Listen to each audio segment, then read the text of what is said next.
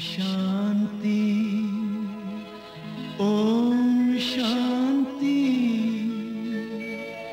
Om Shanti, Om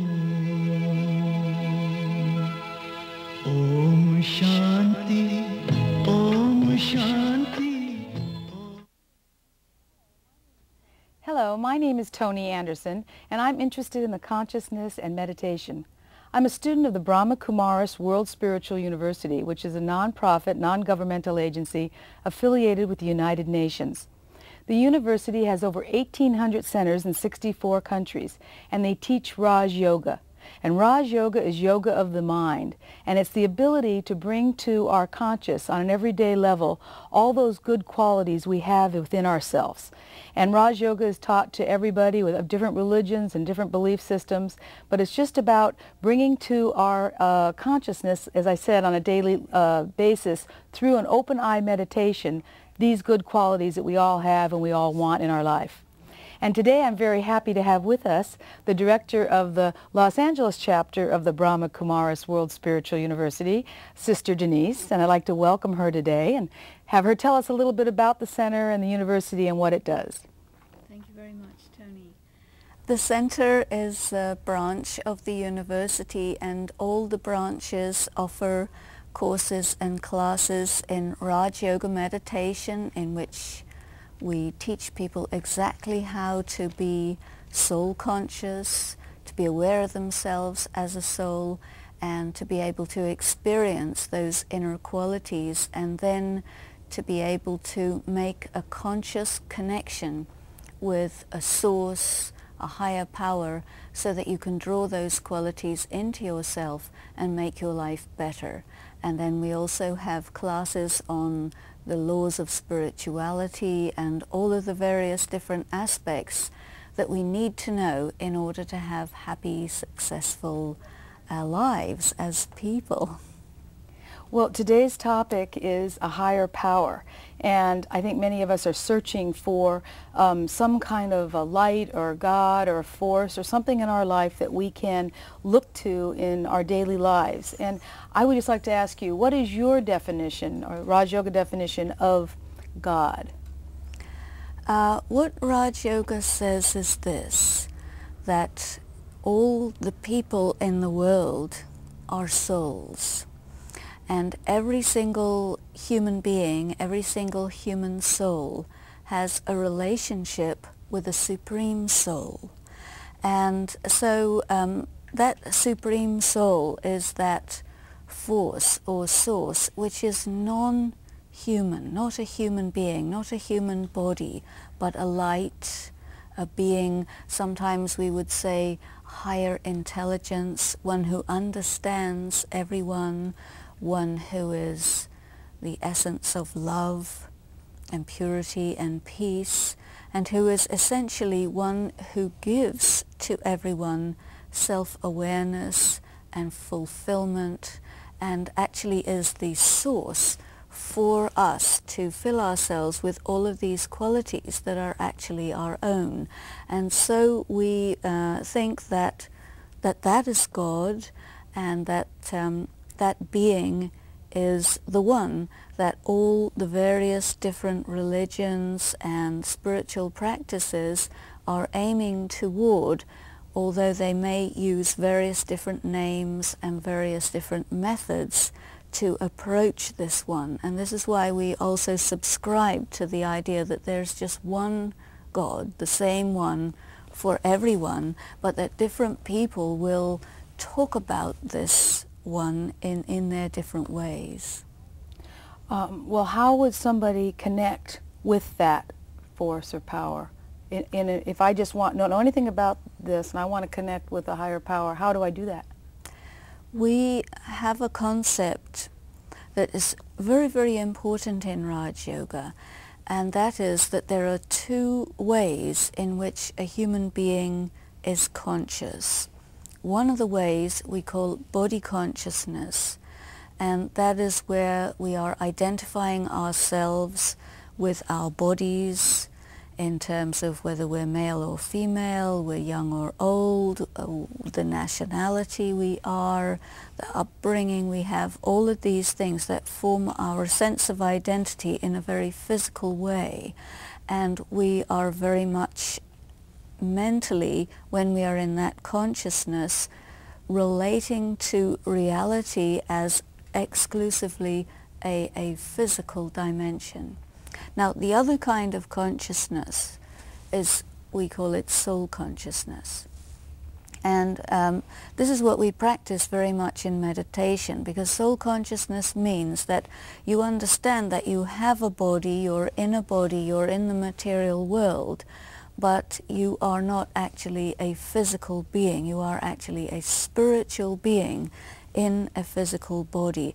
And so in order to make a connection with a higher power who is also spiritual, then we have to be on a spiritual level so that we can be on the same wavelength, you see. Because if you're very caught up in being physical and you want to make a connection with a higher power which is spiritual, then, you know, it's not going to, the connection is not going to happen. An analogy that's often used is like there's a transmitter, radio or television transmitter, and you are like a receiver, and unless you are tuned to the wavelength of the transmitter, you won't pick it up. In the same way, the meditation that we do is we tune ourselves to receive those things that are available from that higher power by tuning ourselves off from body consciousness and on to soul consciousness. Or another way of looking at it would be to say that when you're body conscious, it's like you're switched off.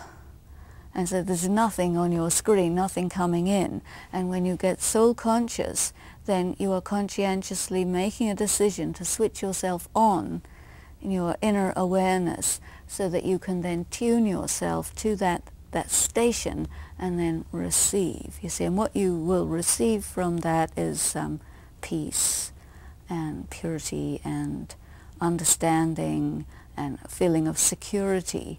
You see, and if you've got that kind of thing coming in and you know how to tune to that, what this does is it allows you to handle the things that are happening to you on the material level much more effectively. And this is why we meditate.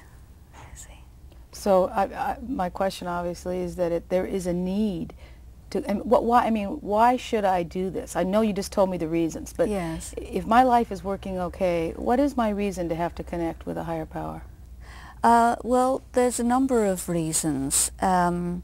Sometimes people's lives are working very well, but yet there is a part of themselves that will say, well, yes, I have a wonderful family and I have an excellent job and I have a good respect in the society and so on, but yet there is a dimension that's missing, which will be the realm of your inner world, and so there will be a feeling of lack of completion, lack of fulfillment, and that could be a reason why a person would wish to seek out that higher power and make contact. Many people are not that fortunate, and they have many things in their lives which are not going very well at all. And so the reasons why they're not going well is partly because they are internally what we call as spiritually depleted. They may not know that there are certain things that they are doing that are undermining their ability to sustain themselves on a spiritual level. And when it gets uncomfortable enough, then, you know, eventually a person will turn to a higher power. And so we need to understand about it, we need to learn what it is, and it is in a way comparable to food. If you don't get nourishment at all, you'll die of starvation. If you don't get good nourishment, you'll live, but you won't live very well.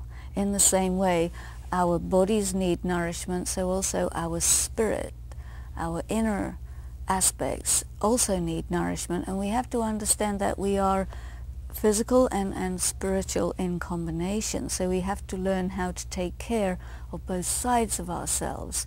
And the higher power is that source from which we take that sustenance. And it's necessary to take care of oneself. Otherwise it's like a neglect.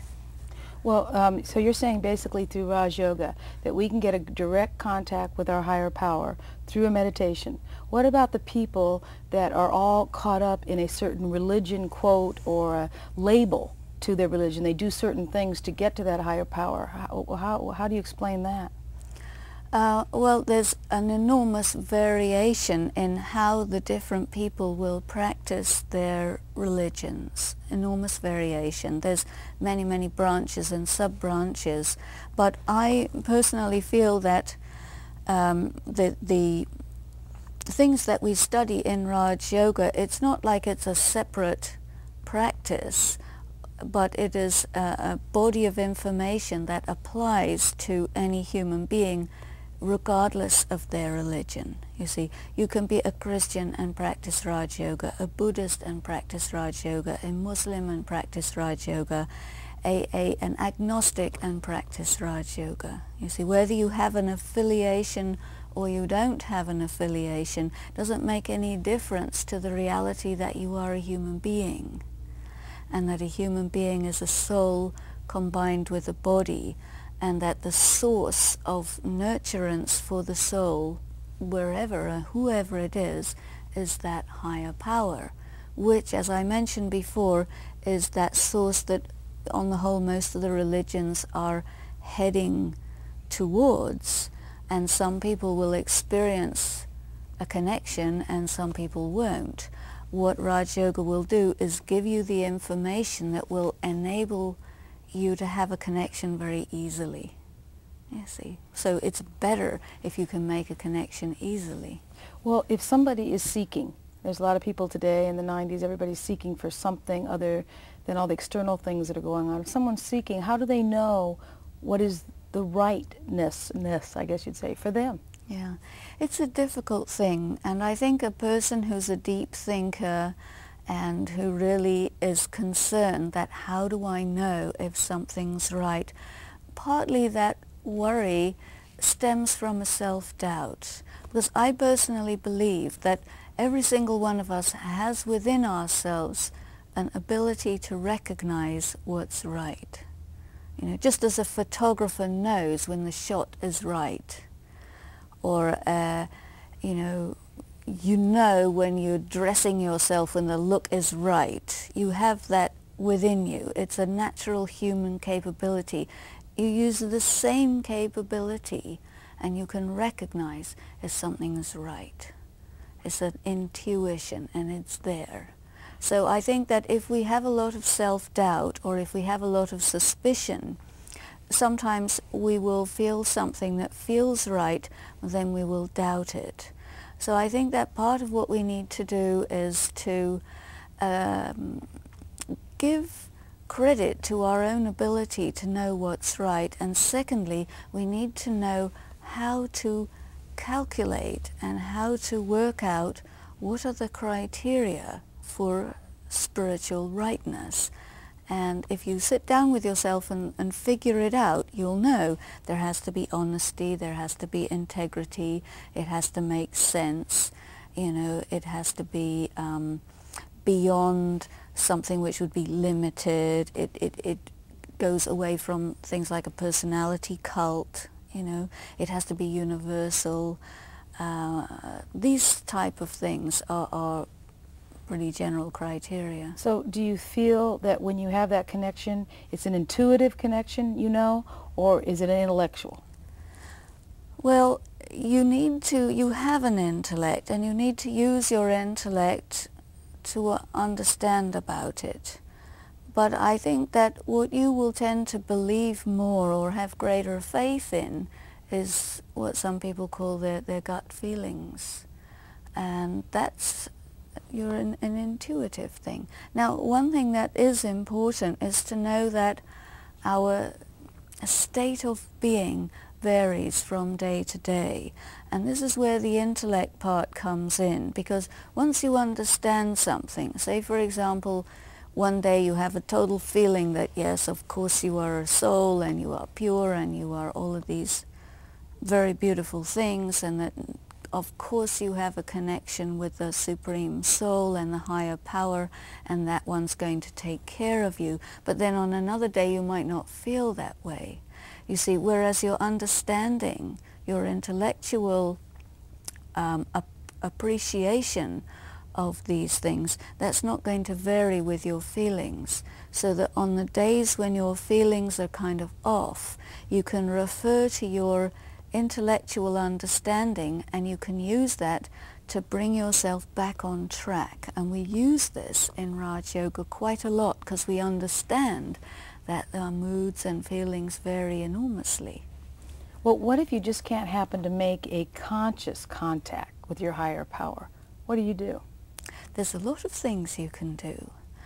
And one of the things that's very useful is to remember the times when you had, because memories are things that can be brought up. And this is why we go for positive thought a lot. So say, for example, you feel, totally disconnected and you can't make a connection. You can allow that feeling to take you into a very negative train of thought. That's an option. But you also have the option to use positive thoughts to recall times when you had that connection, and to bring up into your conscious awareness a sense of faith that, okay, it's all right. Even if I can't actually have a spiritual experience right now, it's all right because I know that it's there, and that's good enough for me, and my ability to feel it is going to come. And you kind of reassure yourself and don't permit yourself to get into a very dark place, which you could very easily. And this attitude comes from a place of really valuing yourself and knowing that obviously, there would be someone looking out for you, and you are important, you are valuable, you're a human being. And even though there may be things going around you that are very difficult, but still they have something to tell you, they have something to teach you, and it doesn't mean that you are not okay or that God has left you or any of those things. Yeah, I was just going to ask that. Do you feel that once you get that connection, do you leave the connection, or can the connection leave you? Well, there's a very famous little poem that you see about footsteps. Are you familiar with that? And that's a really nice one, because the person is saying, oh, you promised you would be with me, and when I really needed you, there was only one set of footsteps, and then the answer comes is that, well, I was carrying you at that time. And so to remember these kinds of things, especially when you're going through difficult times, is going to allow you to keep your faith and your sense of security, that no matter how bad it feels, but I know that higher power is with me, and that conviction, that internal conviction, is going to allow you to make it through quite hard times, which we all have to face. Well, see, I think, everybody's definition of this higher power is different. Yes. And how would I keep my intellect from getting in the way of understanding, or let me reword that. What would your definition be of that higher power? Defining, how would you define that higher power? I think it's very important to be careful not to bring the higher power down onto a physical level, and also not to try to dictate to the higher power how the higher power is supposed to be operating, but to have an attitude of wanting to understand, an attitude of faith that this higher power knows perfectly well how to operate, and that there is a difference between myself and the higher power, which is that my understanding is limited in comparison, you see. So that it's not kind of correct to try to kind of make a box around the higher power and take control of the higher power, but rather to kind of have a real knowing that the higher power doesn't know what's going on more than you do, and does have things in order so that things are going to be working out all right, even if you can't see it right now. You have to trust. Well, how would I know that I made a connection? You would feel it. So we're going by our feelings. Well, once you learn about the difference between body consciousness and soul consciousness, you get to be able to distinguish between body conscious feelings, which are very tumultuous type of feelings, and soul conscious feelings, which are very subtle and refined. And, you know, to have a contact with God, that's a very subtle thing. And for that, your mind has to be very steady. If you're in a turmoil, you're not going to be able to make contact, because that's like a point of light that is still and deep. And if you can make yourself still and deep too, then those two lights are going to be able to make a connection. So our primary duty to ourselves in this is what, you know, you heard us use this word Om Shanti very often, which means simply this, that I am a soul at peace. And when I bring myself into my spirituality and go into my state of peace, then it's not very difficult for me to make a contact. But when I'm out of my state of peace, then it's very difficult. So my first job is to make myself peaceful, and then open myself, and I will experience a connection actually quite easily. Well, do you feel that an atheist could have or practice Raj Yoga? I do. And I think very often one who calls themselves an atheist is one who doesn't resonate with any of the definitions that may be offered to them.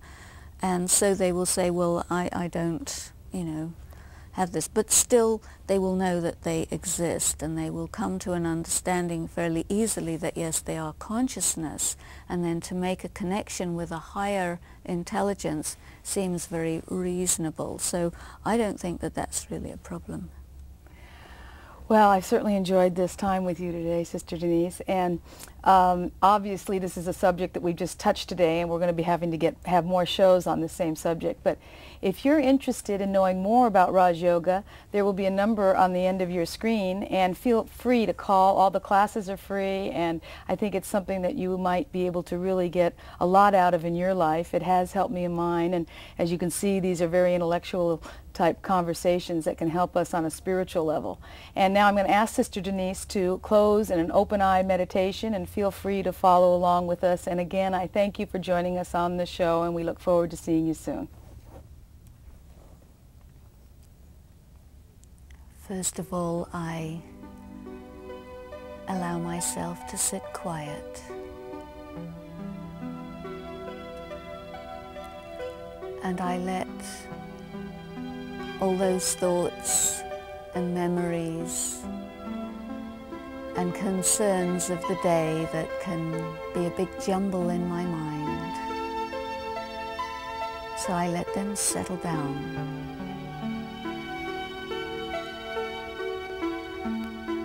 I let myself become peaceful and relaxed. And I turn my mind away from all those pressing concerns of day-to-day life. And I sit with myself just to be at peace with my own soul, taking time out